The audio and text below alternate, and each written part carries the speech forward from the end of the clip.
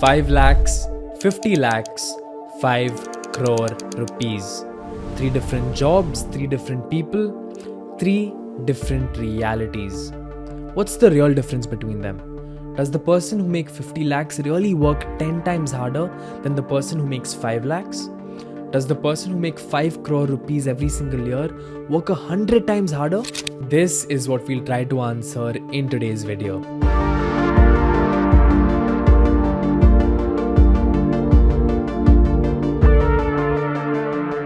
Imagine this is India's population. The bottom 50% makes less than 71,000 rupees per annum. That's less than 6,000 rupees a month. The next 40% makes an average of 1.6 lakhs a year. That's less than about 13,000 rupees a month. If you're making 5 lakhs a year or 40,000 rupees a month, you're already in the top 2% of Indians. And if you're making 5 crores, you're playing an entirely different game. And today we'll understand the rules of that game. If this is the first time you're seeing me, I'm Fazil. I help people make the right decisions about their careers. So make sure you subscribe to my channel. It'll be a win-win for the both of us. Let's first start with the 5 lakhs job. This is Ramesh. Ramesh is 24 years old and he just graduated from a tier 2 engineering college. By the third year, he realized that he hated engineering. But when placement season came, he had to get a job. And he did. He got placed at TCS as a systems engineer at a CTC of 4.8 lakhs. Honestly, he was just thankful he got a job because the market is so bad and all of his friends are unemployed. Ramesh wakes up on most days around 8 AM in his 2 BHK which he shares with 3 other guys. He then takes the metro to work and gets to the office by 9 and then opens his laptop and checks what tasks he's been assigned for the day. He spends most of the day fixing small errors, updating spreadsheets, creating slide decks, and joining calls where he hardly even speaks. Someone tells him what needs to be done and he does it. He doesn't make high-level decisions. He doesn't influence company strategy. He puts his head down, finishes his work, and leaves by 6:30, 7 PM. His weekends are mostly free. Sometimes he goes out to a bar with his flatmates. But other than that, he just spends most of the time scrolling Instagram reels. Here's Ramesh's reality. Ramesh isn't really stressed. He's bored. He's bored and he feels stuck. Every single day is the same. The same metro rides, the same flatmates, the same work. He's not building anything meaningful. He's not learning anything new. He's not even saving any money. He's just existing. The fear that keeps him up at night, that he'll be doing this exact same job 5 years from now. But he doesn't realize what the real problem is. The real reason why he gets paid 5 lakhs and not 20 lakhs, not 50 lakhs, is because he is replaceable.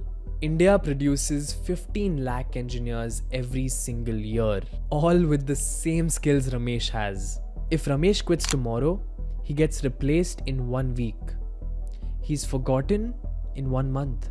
This is why Ramesh makes 5 lakhs. He's doing work which lakhs of people can do. He's necessary, his work is important to the team, and I swear he works hard. But you don't get paid for how hard you work. You get paid for how hard it is to replace you. Now imagine someone making 10 times what Ramesh makes. 50 lakhs a year. What's the difference between them? Meet Natasha. Natasha's 29 years old, did her BCom at Delhi University, got 2 years of work experience at Deloitte, and then MBA from IIM Ahmedabad. After her MBA, she joined McKinsey as a consultant, which has been her job for the last 3 years. She now makes 52 lakhs a year. Natasha's Monday morning starts with a 6 AM business class flight to Mumbai. She lands, goes straight to her 5-star hotel, freshens up, and by 10 AM she's sitting across from the CEO of a massive retail company. They're losing market share, they're bleeding money, and they've paid McKinsey 3 crore rupees to figure out why.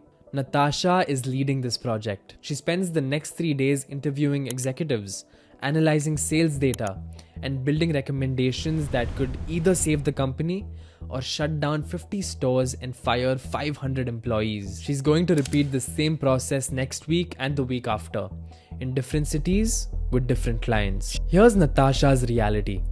She's not bored. She's exhausted. Her work is intellectually challenging. The money is great. but the cost is real. She lives alone in a beautiful 1 BHK in Gurgaon, but she's hardly home. She's missed 3 weddings this year. Her last relationship ended because she was never in the same city for more than 5 days. Her friends have stopped inviting her to events because they know she'll cancel. Her mom keeps asking her when she'll settle down. She never has an answer. Every few months she sits down and asks herself, is all of this worth it? Then she looks at her bank balance and it all makes sense. Do you know why she's able to make 10 times what Ramesh makes? It's because Natasha isn't just executing tasks.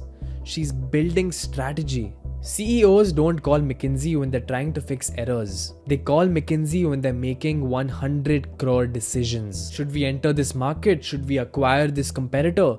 Should we restructure the entire organization? Natasha builds the frameworks, runs the analysis, and then gives them a final answer. Her recommendations become company strategy. When she presents, boardrooms listen. Only a few hundred people in India can do what Natasha does at her level, which means if she quits tomorrow, McKinsey will have to find someone who has a top-tier MBA, who's had 4 to 5 years of top-tier consulting experience, handling high-stakes projects. Even if they find the right person, it's gonna take them 6 months to a year to train them to get to Natasha's level. This is why Natasha makes 52 lakhs a year. She's doing work which not everyone can do, while advising people who control hundreds of crores of rupees, making recommendations that affect entire companies. But even Natasha isn't making the biggest decisions. She's advising the people who are. What about the person actually making those calls? The person running the entire company. This is Rishi. 42 years old, graduate from IIT Bombay, MBA from ISB, and then 18 years of work experience. He's now the CEO of a fintech company that does 10,000 crores in annual transactions. His total compensation is 5 crores a year. Rishi's Monday doesn't start at 9 a.m. It starts at 6 a.m. with emails from investors asking about revenue targets. At 11 a.m. he's on a call with RBI fighting about some compliance issues. By 2 p.m. he's deciding whether to fire his marketing VP or give him another quarter. By 5 p.m. he's trying to close a 50 crore funding round. Every single day he makes calls that could either 10x the company or kill it. It looks like he's living the life. He's got a sea-face apartment in Juhu. He's got a personal maid, a personal chef, a personal masseuse. But he hasn't taken a real vacation in 2 years. His wife jokes that he's married to his company. But it's not really a joke.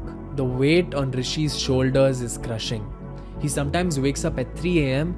wondering if he'll hit his targets. If he's wrong about the new product, everyone could lose their jobs. And that's why he can never disconnect. He even misses his son's birthday party because a critical deal is closing. His therapist tells him he needs work-life balance. He laughs. At this level, there is no balance. And Rishi wouldn't have it any other way. Because the pressure, the stakes, the impact, this is exactly what he was built for. And here's what makes Rishi completely different from both Ramesh and Natasha.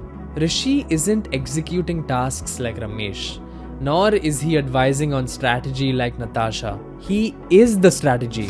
Should they build this product or kill it? Should they enter this market or wait? Should they raise more money or focus on profitability? He's not just recommending what the company should do. He's the one actually making the call and then executing the decision. When things go right, the board celebrates. When they go wrong, the company dies. But the real reason Rishi is paid almost 5 crores a year is because he's almost impossible to replace. He has an extremely rare combination of skills that hardly anyone in the country possesses. He has the vision to see where the industry is going before anyone else, the leadership to get hundreds of people to believe in one mission and execute it, the ability to make high-level decisions with incomplete information, and deep industry experience, which takes decades to build.